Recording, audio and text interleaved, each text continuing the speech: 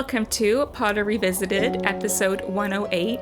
I'm Tori. And I'm Shay. Today we are covering chapter 10 of Order of the Phoenix, Luna Lovegood. Or, as we like to call it, very right and very wrong. See, Tori doesn't know what I've written yet in my notes. No, it's going to be a surprise. And so when I name the podcast based on something I've said, she sometimes has no context for where this title comes from. So it's fun for her. Your job is to name the podcast usually, so I just kind of go with it. So she'll find out later. We'll find out the context eventually. But so in the last chapter, there's a big party because Ron and Hermione are prefects, and Harry ran into Mrs Weasley battling a Bogart that was her dead family. R.I.P. to her fake family. Yeah, and Harry also had some, I guess, doom and gloom because Moody's showing him the dead Order of the Phoenix from back in the day. So Harry has some kind of interesting dreams coming from this. His dreams are that his parents are there, but they're not speaking to him.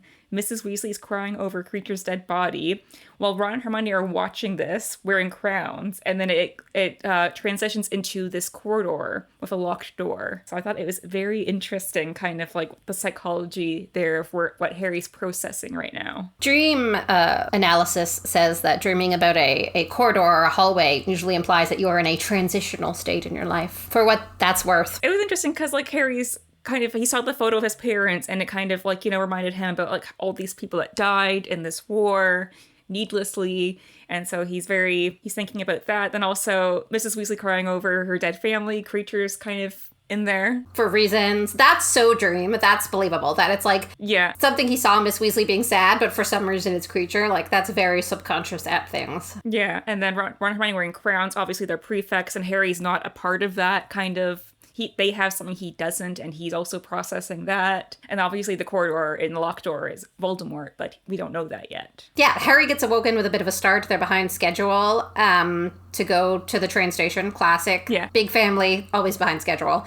And they have to wait a little longer because they're waiting for someone else to show up who's expected to be part of the guard. Because, of course, Harry needs to be supervised because Voldemort's out there. He needs to be guarded. And I think that's very smart. It's good of them to actually send guards because they often just, neglect Harry being an expected target of Voldemort. So, it's nice that they, for once, stepped up. Moody's kind of crazy, but this makes sense. He does need to be guarded. Yeah, everyone else is gosh, that Moody, he's so crazy. And it's no, this is correct. Yeah, he overreacts. This feels appropriate. Even though Harry makes a comment to Hermione, why do I need to be guarded? Is Voldemort going to jump out of the dustbins and get me? I mean, you never know. I think that, because Moody has a reputation for overreacting, everyone assumes everything he does is an overreaction when this is just a correct reaction. This is correct. But my question is, they're totally armed to the teeth, full group of Aura members, and Aura members of the Order and Order members all walking Harry to this train station. And they just stick him on the train okay, bye. To me, the train is almost an easier point of attack if I'm Death Eaters, because there's not a whole train station full of muggles in the way. Yeah. You just broom fly up to the train, sauce a few curses, or knock the thing off the tracks. It's weird that they're he's safe now that he's on the train. Nothing bad has ever happened on a train. And it's they've never seen Train to Busan, Or Train. They've never seen a train job episode of Firefly. All kinds of bad things can happen on trains. They had the Dementors come on board. Exactly. Back in Prisoner of Azkaban. But I feel the train, they're just okay, Dumbledore has it from here. Nothing bad's going to happen on the train because Dumbledore's in charge of Hogwarts, so therefore he's in charge of the train, I guess. Noted expert on public transit, Albus Dumbledore? I guess it would have been hard for them to, put, a guard on the train because I guess the Ministry is kind of, supervising. They let Lupin friggin' be on the train when he was a professor that one year. They could have just had a professor be on the train. I'm sure lots of them come in from London. Yeah, I guess McGonagall or someone, but I don't know. I feel Dumbledore's understaffed right now. It's just a huge breach in Harry's safety protocol, man. They were halfway there to it being smart and well thought out, and they're trains. It's fine. Yeah, but I just love the chaos of the chapters of them getting to school. There's always chaos, and it's very fun. Speaking of, Fred and George decide to pack their trunks and then, levitate their trunks down the stairs, and they knock Ginny down 2 flights of stairs. Just casual chaos. Yeah, that checks out. If I were Miss Weasley, I would say, you don't need to whip your wands out for every little thing just because you can. Yeah, they finally kind of get all together and getting the guard ready to take Harry and co to Platform 9 for the quarters, and Sirius decides he's going to disguise himself as his dog form, and he's just going to go with Harry because he wants to. And Mrs. Weasley just has no time to deal with Sirius's shenanigans. She's like, whatever. If you get caught, it's on you. I think it's really dumb of Sirius and reckless, but also I respect that he's just completely ignoring the recommendation of Albus Dumbledore. Everyone else blindly follows him, and even though it's not the right thing to be doing, he's like, fuck that guy, I'm doing what I want. And I can respect that. Yeah, I can see Sirius, like Harry says, like he's just been cooped up all summer, so like him going out, he's acting like a dog, like, you know, he's running, he's chasing his tail. And I get that it must be nice to actually have, like, some kind of freedom after being, like, cooped up. But yes, it kind of really does show, like, the immaturity Sirius has where he's just taking these unnecessary risks. I also feel like if they wanted him to blend in, like, I think the UK, they have a lot of people who walk around with their dogs off leash there, like pub dogs are a thing. Yeah. So that's fair. But they could have also put him on a leash. It would make people less likely to suspect he's actually a person. They should have just made him Harry's, like, emotional support animal. This is Harry's emotional support dog. He's going to Hogwarts. No questions asked. Yeah. Special exemption for Harry Potter, because he always gets special exemptions. He's allowed a dog. I mean, he probably has PTSD from the Triwizard Tournament, so I mean... Yeah, this is his Cedric is dead emotional support animal. Yeah, they're all saying goodbye at the train station, and Lupin's, like, shaking the kid's hands. He's just so professional. It feels very British. It feels very business interview. He's like, yes, good show, chaps. Off you go, then. But, you know, like, it's like the stoic, like the stoic English, like, you're just, like, don't show emotion or feeling. It feels very British to me for some reason. Especially because Tonks is up there hugging all the girls. Like, bye, Ginny. Bye, Hermione. But it just feels very much like, oh, pat on the shoulder, you know, can't hug, can't show, you know, genuine feeling. Very British man. Lupin's there keeping calm and carrying on, and Sirius is licking his own butt, I suppose. Oh my god. Do you remember the craze of the keep calm and carry on posters? I had a mug that said keep calm and love Alan Rickman. Of course you did. And then the other side of it said, I like my tea like I like my men, hot and British. But getting onto the train, Harry's just ready to, you know, get a compartment and just kind of, like, be excited. He's going back to Hogwarts. But Ron and Hermione throw a wrench in this because they actually have to leave him and they have to go check in with Head Boy and Girl as their prefects. And this is really the first time Harry's going to be on the train or really going to Hogwarts without Ron, because Ron's always been there from the beginning. So Harry's very, like, concerned. He's like, he's never traveled without Ron before. What's he going to do? Honestly, bless Ginny for this. Yes. Because she is a social person and, like, very confident in herself socially. Yeah, she has her own friends. Harry would have been so uncomfortable finding a place to sit by himself. Yeah. And I think that, like, Ginny just completely handling the situation shows how good they'd be together, because Harry's confident in dangerous situations and Ginny's confident in, like, normal social interactions, and Harry sucks at that. Yeah. So, like, it's really nice to see this just, like, as friends, how they complement each other nicely. Yeah. But what I kind of hate is, like, how, like, they go to the compartment, they're like, uh-oh, Looney Lovegood. Like, we don't know anything about her yet, so we don't really judge that statement. But they, like, oh, gross, Neville's here. And it's just, like, I hate the way they think of Neville. Like, they think so little of him when, like, he's just a really nice guy. He's a little goofy, he's a little bumbling, but, like, he's nice. He's, like, just never been, like, mean to them, ever. I don't understand, like... Yeah, I feel bad for Neville. He's just, like, the odd one out. How they treat him. I don't love it. I just wish they could be like, oh, okay, Neville, who we know and are in a house with, that's a safe cabin to sit in. We'll sit with Neville. And not like, ew, Neville. Like, I'm like, shut up, Harry. Stop being a jerk. Yeah, Neville's just fine. I feel like Harry's just emo because Ron's not there, and he kind of, like... He's not in a great place. I don't think... He just wants to be seen as cool and not have everyone, like, you know... looking at him and gawking at him, and he just wants Ron there, and he's just like, it's not the same because Ron's not here. They're so codependent.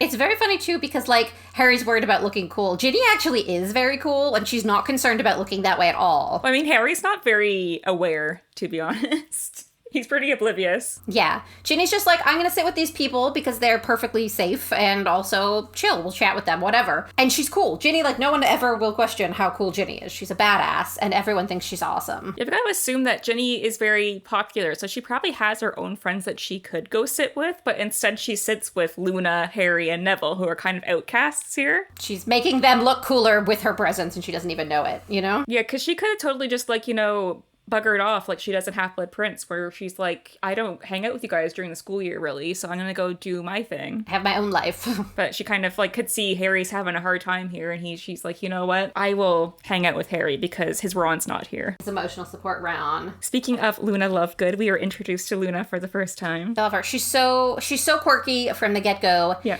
And what I love about it is that, like, she's very unapologetically herself. Like, there's people she doesn't really know that well sitting with her. She's not immediately like, oh God, act normal, act normal. She's like, no, I'm reading my thing upside down and I'm doing my own stuff, and if they think that's weird, that's on them. You know, because she, not only is she weird, but she's comfortable in her weirdness in a way that Neville hasn't quite got to yet all the way. And it's like really nice to see someone who's like, yeah, I'm odd and you might not like that. And that's okay. You don't really have to. And she's so very self-assured. And I feel like she almost has no inhibitions. Like she doesn't feel socially like awkward. But also she genuinely like wants to make friends, I think. Yeah. But not in the way where a lot of people will like edit themselves to a more palatable version of themselves. She still has many of the like understandings of social things. Like she laughs really hard at Ron's joke when he comes back. Yeah, and then Ron thinks that she's making fun of him. I don't think she thought it was that funny, but I think she knows what it's like to like put yourself out there a little bit and have people give you a look. And she's like trying to show him that like she could be nice to him. She could be his friends. They could have things in common by showing him like, I think your joke is really funny. Yeah. She's not being someone else, but she knows enough about social things to be like, laughing at someone's joke is like a good way to maybe make a friend. And I'm not going to like turn down my weird, but I can extra turn up my support of his weird, you know? Yeah, I feel like Luna is definitely like someone that like wants the social connections, but the way she comes across is maybe a bit too much to people. Like she says things and then no one's really sure she's joking or not. Like what you said, she laughs really hard at Ron's joke, but then Ron, it's like, it wasn't that funny of a joke. So he's like, are you making fun of me? But she just literally says what's on her mind. And she's just very, I think, confident enough of who she is as a person, but she's just not going to edit herself to be more preferable. But I was noticing, reading this, that Luna's a lot more eccentric, I think, than she is portrayed in the films.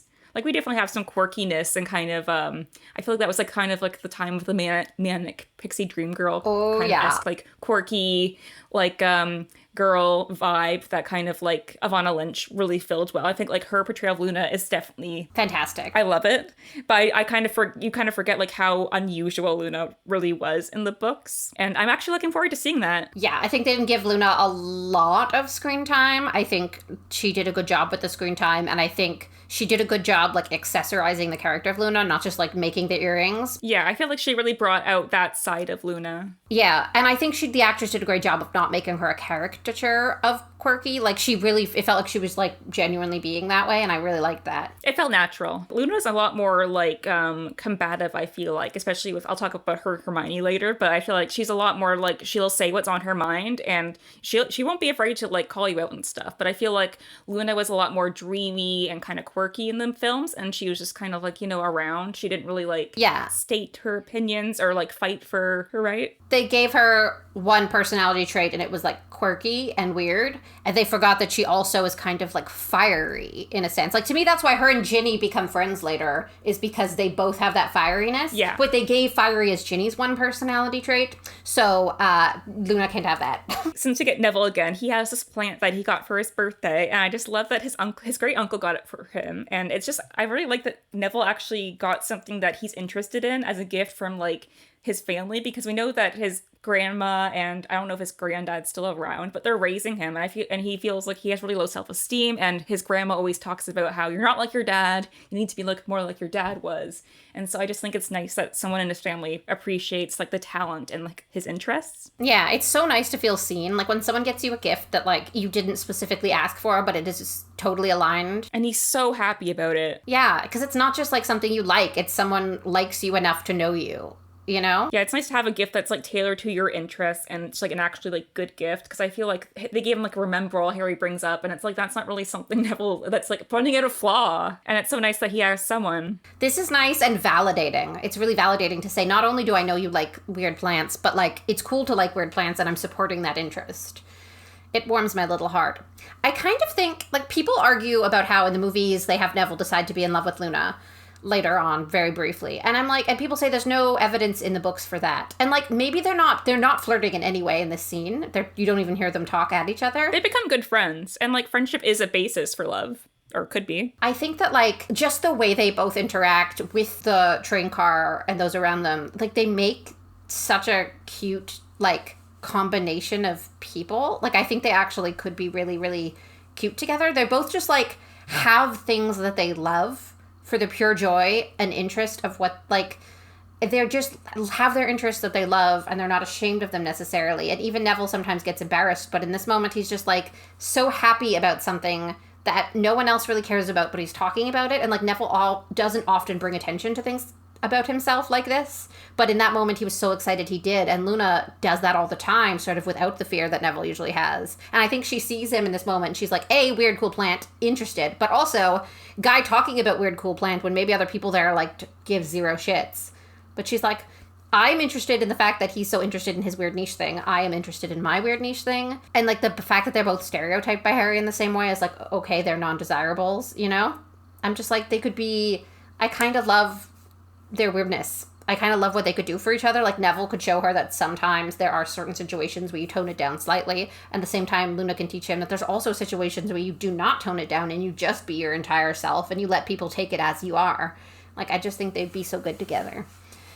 And that they barely talk.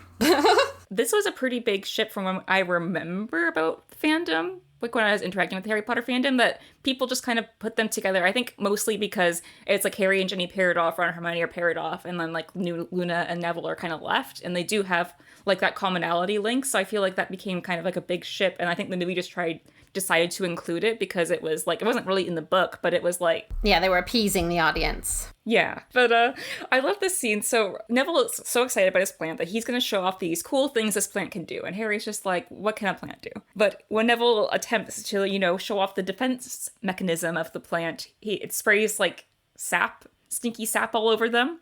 And Harry, holding Trevor the Toad, gets a mouthful of it. And at that moment, who decides to walk in but Harry's crush, Cho Chang. And I just love, like, just the comedy and the chaos of this moment. I really think it could have been a really fun moment in the films where Harry's like, you know, he's sad because Ron's not there with him. He's kind of isolated going back to Hogwarts because everyone thinks he's crazy or a liar. He's there with Luna, who's kind of weird, and Neville with his plant. And then his crush walks in and sees him with, you know, gross, stinky sap when he wants her to see him, you know, with cool people telling cool jokes because Harry's a cool guy. I think for anyone but Harry, this would become a core memory that, like, brings back traumatic memories.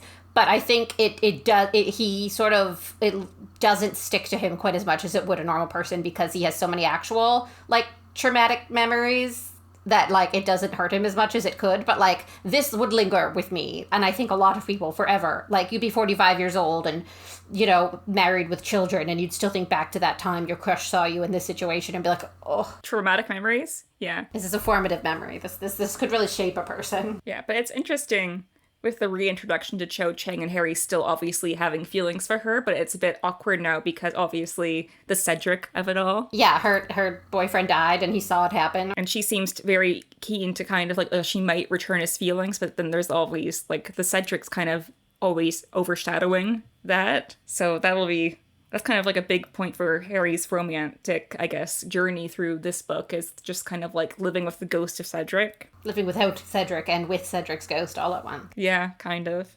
But Ron and Hermione return from their prefect meeting, and then we find out the other prefects for the houses. And of course, Malfoy is the Slytherin prefect, and along with Pansy Parkinson. And Hermione's very, like, kind of catty about Pansy, and it kind of surprises me, because Hermione's usually doesn't like to name call people, even if, like, you know, they deserve it. Like, Malfoy, she doesn't really, like, she says that he's a bully and stuff, but she's not gonna call him, like, rude names. But she's calling Pansy, like, a cow, and she's not smart, everything.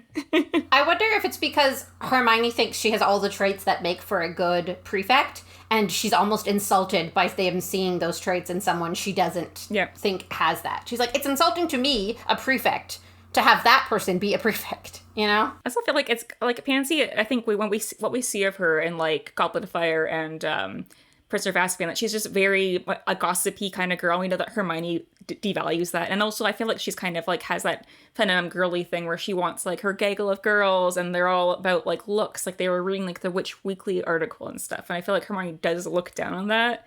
But I think it's also along with that she feels that she doesn't have the merit for this badge. But with Malfoy, they're just so used to him getting stuff that he doesn't deserve. They're like, yeah, of course Malfoy got it. His dad's rich and it's Malfoy. But she's like, and Pansy has no qualities. She's such a poor example of this badge.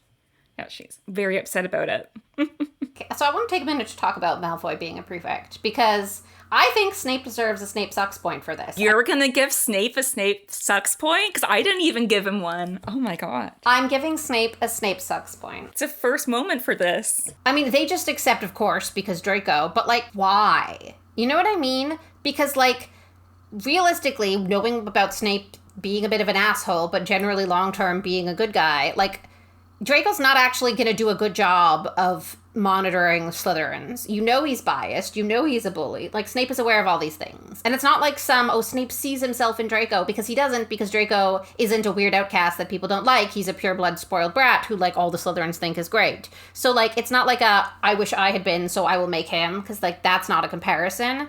It's such a weird choice, because it's the opposite. Like, if anything, Snape would like a Slytherin house that doesn't automatically make you undesirable to Lily Potter. So, to me, he should be finding, or Lily Evans at the time, he should be, like, picking someone who's actually a pretty decent person in the hopes that, like, he can fix the culture of Slytherin house. Because, like, to me, that's the kind of thing that he actually deep down would have liked. It was not to have become a bad person for a while because the only one who would hang out with him was shitty people like Lucius Malfoy, you know? But he's just encouraging that shitty behavior by making Draco a prefect.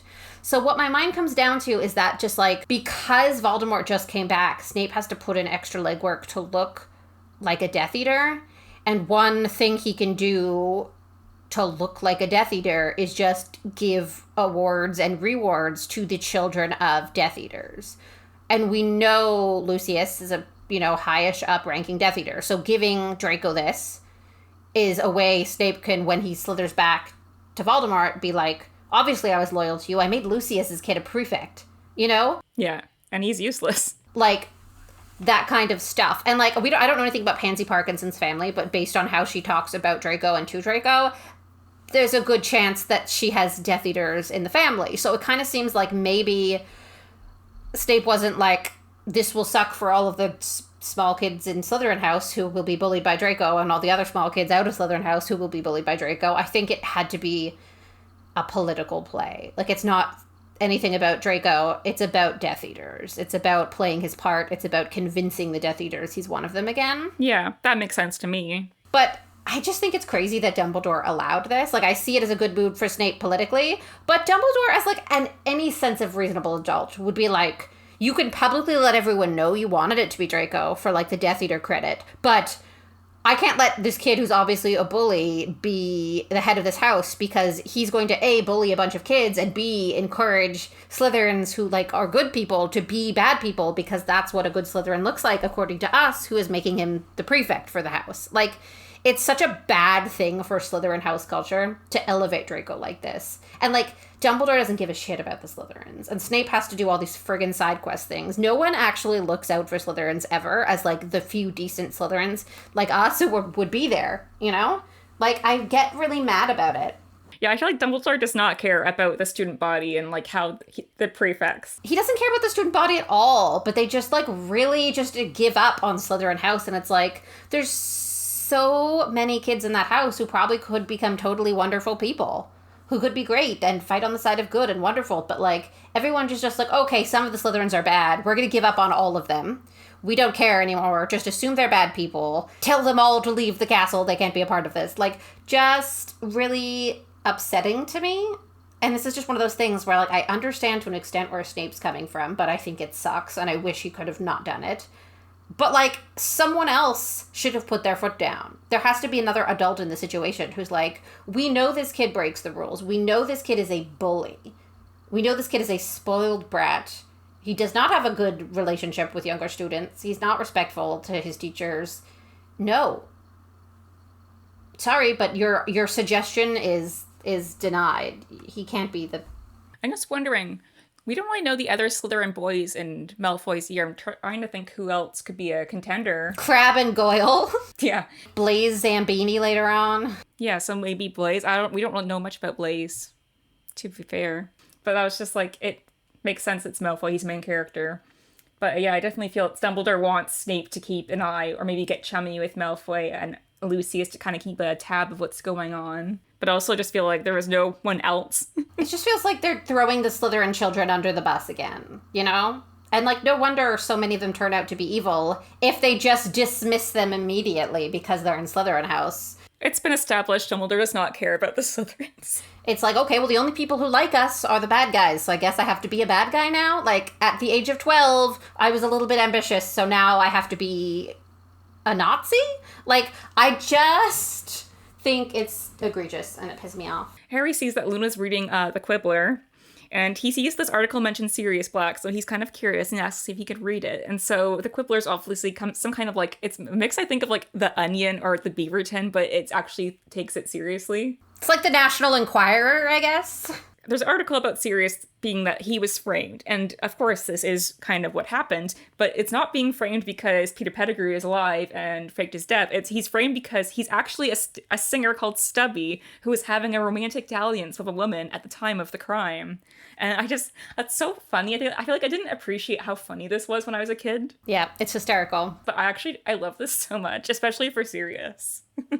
It's so good. I wish that were the truth. But what I kind of love about the Quibbler in this moment is that it is both very, very right and very, very wrong, all at once.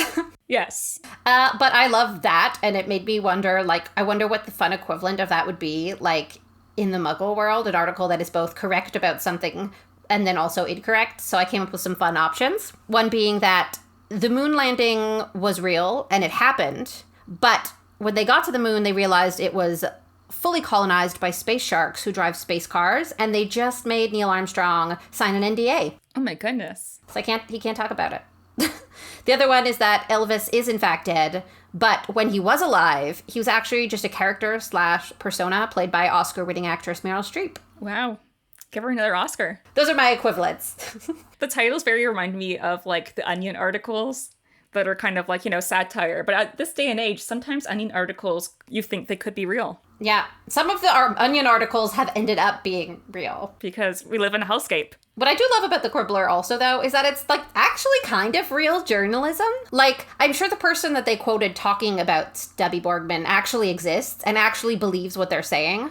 And whether or not they're sane or correct is kind of irrelevant, because at least they're actually interviewing someone as opposed to, like, Rita Skeeter, who just writes complete fiction.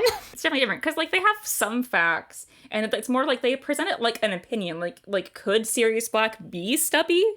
Like, there's some potential. It's clickbaity, but they've done some research in that they've reached out to someone else. They're not just completely fictionalizing it. They're not making things up like Rita did. Yeah.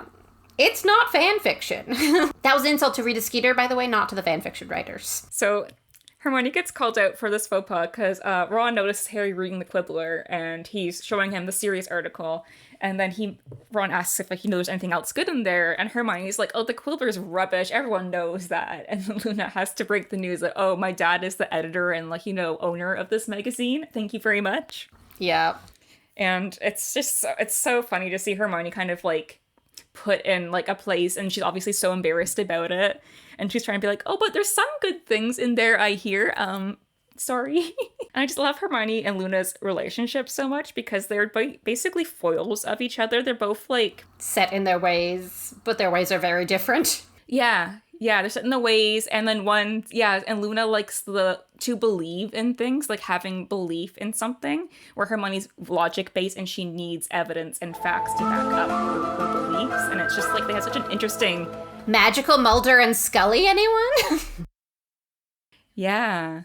Basically, like, they have such an interesting, like, push and pull, and I'm really looking forward to seeing that in their interactions going forward, because that wasn't really in the movies. Luna and Hermione are just, like, so interesting, especially together, and I feel like it's good for Hermione to have someone that actually challenges her, because she argues with Luna about all these things, and Luna just has that belief in something, and I feel like Hermione's not really challenged by Harry and Ron, because they just don't question her. Like, Hermione knows this, she reads, so we trust her.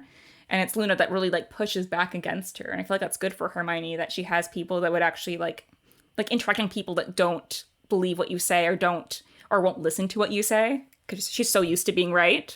And sometimes I think it's funny how confident Hermione is about what is and isn't true about the Wizarding world. Because she still has such a limited exposure to it.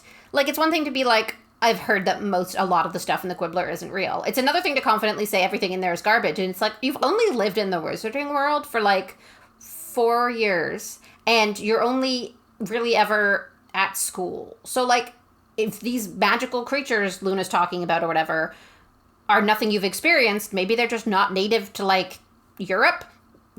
Like, maybe they're in Australia. You don't have a huge global understanding of magic. Hermione's basing things, too, off, like, evidence from a book. So she's like, someone said this in this report I'm citing, and so they said this doesn't exist, and I believe them because they are an expert in their field. But maybe it just hasn't been discovered yet. Yeah, fair. And she's like, I will not believe it until there's a written report that's been peer-reviewed.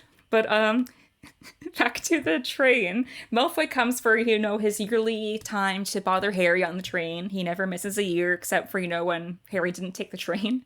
And just like, he never misses an opportunity. He never forgets an anniversary. He's like, time to go. Bully Harry. Like clockwork.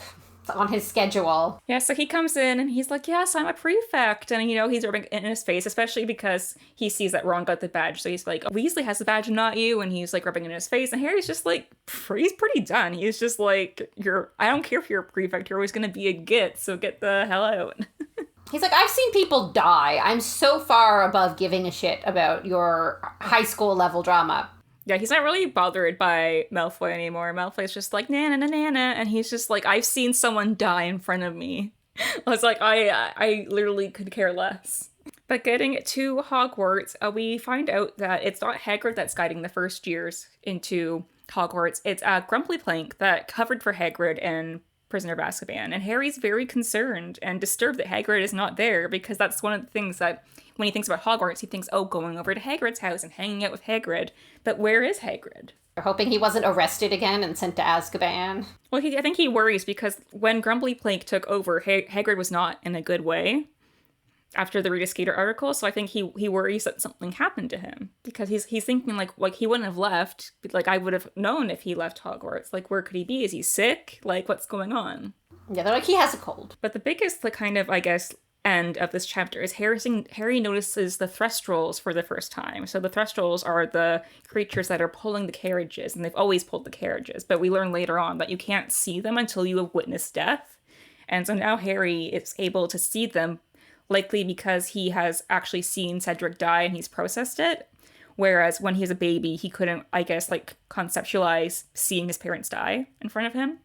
Or maybe his eyes were closed. He always hears them dying. He never sees them die. Also, he was a baby. We don't know if he was wearing glasses. Yeah, that's my theory. That is the theory, is that he only sees the Thestrals after seeing Cedric die because he saw Cedric die, and his parents were just kind of screaming blurs. Yeah, because most kids don't know their eyes are bad until they're older. Like, I was quite young when I got glasses. I was, just under 2. But that's because I had really bad eyes, that it was that noticeable. But we don't know how Harry's eyes were. But he was still younger than 2, so he probably didn't have glasses.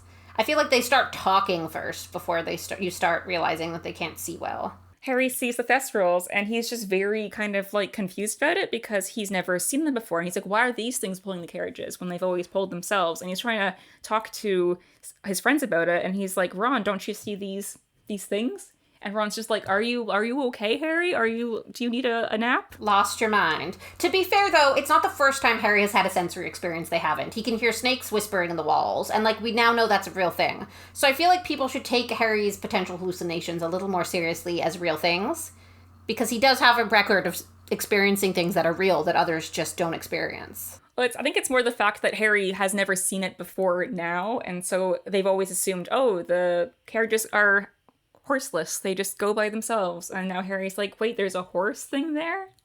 And he's just not having a great day at this moment. Malfoy may know about Sirius, which is something we may have skipped over. Yeah. But Malfoy makes a comment to Harry as he leaves about dogging. And then Harry and Hermione kind of clock that, and Harry's very worried about Sirius, where he says that he didn't really take the risk seriously at first, but now he's worried that, Lucius knows about Sirius's disguise. Yeah. And now Malfoy knows, and now what if Sirius, does other things and risks it? And Harry's just very concerned about that. And also Hagrid's missing, and Harry's also like, maybe I'm losing my mind. He's like, what is this horse thing? Why am I seeing it? But Luna ends the chapter with don't worry, I can see them too. You're not crazy. And he's like, oh dear, not only am I crazy, but I'm this kind of crazy. And he's like, that's not very reassuring. I have questions about the Thestral. Well, my first thought is, like, I love the idea of a dark, spooky horse. It's very, like, to me, like, death rides in on a horse. You know what I mean? Like, it's very... Or even just, like, the way they pull the carriage now, imagining a horse there. I'm picturing, like, in old movies and stuff, when you see a horse-drawn hearse. Yeah. Like, the dark horses pulling it. Like, it's a very cool image. I really like the idea of the Thestrals as, like, an embodiment of, like, seeing trauma. You know, you can also see them. I think that's very interesting. But I have questions about why that's what Hogwarts chose to pull their magic carriages. And I wonder if they did it as a way... I mean, it's not a Dumbledore idea, because it's actually a very good idea. So a pre-Dumbledore idea where, like, if they know a student can see the Thestrals, they know they've been through some traumatic experiences, and you know to, like, look out for them more, make sure they get extra support. Because that would be a really good way of doing it. Like, okay, this first year, and this first year showed up. They can all see the Thestrals. Okay, great. We're going to make sure their head of house knows, and, like, make sure they're doing okay. Check in. They've been through something. And if someone shows up years later and they've never seen them, and suddenly they're like, whoa, a fucking horse. You're like, oh shit, something happened to them over the summer. Yeah. We need to make sure their friends are there for them. We need to make sure they're doing okay. In my mind, that's, like, a nice reason to have it be there. Like, it's a way to, like, see those students that you might not know have been through that thing and identify them and help them. Or in Dumbledore's case, manipulate them because they're emotionally been through things, and easier, like, oh, something happened to them. Oh, their dad died. I could be their father figure, you know? Like, that could also be it. But I think I'd like to think the original intention was, like, this will be a way to know something about students and use that knowledge to help them and do a good job of looking out for them. I think it's also the idea that Hagrid raised the Thestrals kind of, like, at Hogwarts, and they make kind of comment that, like, oh, they're really well trained, and I think Hagrid says they're really good with, like, tasks and, like, doing things, like, they need to be busy, so they have them there, so it's like, well, let's make use of them. But it's also, I think it would be a good idea to kind of spot children that might be a bit vulnerable coming into the school and kind of keep an eye on them. But with Dumbledore and, you know, just Hogwarts, you know, track record in general, it's a bit worrying. Probably for evil and not for good, unfortunately. Even though it totally could be really helpful for good. It would be really good. But do you have any other final thoughts about the chapter before we wrap up? I think I would enjoy the Quibbler. I think I would love it. I bet it has, like, fun little, like, word searches at the end, you know, like an interactive page at the end of every edition, which I think would be fun. I would love learning about weird things that may or may not be real, because I think, to an extent, finding out that the magical wizarding world exists, and a lot of those things exist, is very exciting, because you're like, wow, magic is real. But you sort of lose that sense of, like, wonder about certain things, I guess. You're like, okay, all of this is real now. It loses the whimsy of, like, is it real? And I think it's nice to still have some things out there that aren't concrete yes or no, you know? I think it's nice to, like, believe in things that might not be real once in a while. I just think that's good for you. So I like what the Quibbler does. I'm on board. As long as they are pro-vaccination, of course. Yeah. Pro-science. Yeah, I just love meeting Luna and just seeing her, like, natural, just, like, eccentric self. And I'm looking forward to see how more quirky and eccentric she gets down the line. And obviously how her and Hermione kind of do battle with each other, but come to respect each other down the line. I love what she does for young female readers who maybe aren't academically inclined and aren't sort of tough in the way Ginny is, who are looking for someone to relate to. Like, I related to each of Ginny and Hermione at times reading this, but I was a bit of a weirdo, and, like, there's parts of me that I saw in Luna that I hadn't seen in the other characters as a female reader, and it was really exciting to see that and be like, oh, the little weird one. Oh, good, you know? I feel like Luna's very neurodivergent coded, and I feel like a lot of people can kind of relate to being kind of weird, kind of awkward, like, very interested in your interests, and I feel like Luna kind of represents that. Queen of special interests. I love that, yeah. Yeah, but she's more confident about it. And I feel like times when you're usually a neurodivergent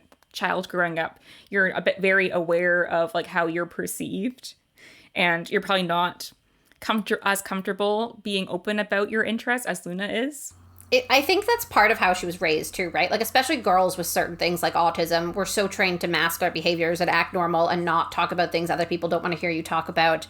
And it's like Luna had such a welcoming and warm and loving upbringing where like everything she had to say was to some extent interesting to her parents, and she was never shamed for like randomly having an idea and sharing it. That like it's like she never learned those masking behaviors, so she's just enthusiastic to share what she's learning and happy to talk about her interests and doesn't feel the need to try and like shame herself for feeling that way. And like, yeah, it's nice to see someone who just doesn't have that. Like, I know to some extent there's times in life where you need to be able to rein yourself in, but Luna does. She doesn't bring up Nargles when they're fighting Death Eaters, you know? Yes, but thank you for listening to this episode of Potter Revisited, and we'll be back to discuss Chapter 11 of Order of the Phoenix, The Sorting Hat's New Song. I am very excited for this new song. But yeah, so you can leave us a comment or rate us on Spotify. And if you have any questions, concerns, or thoughts about today's episode, you can reach us on social media at Potter Revisited or on email at potterrevisitedpodcast@gmail.com. And we'll see you next time. Bye!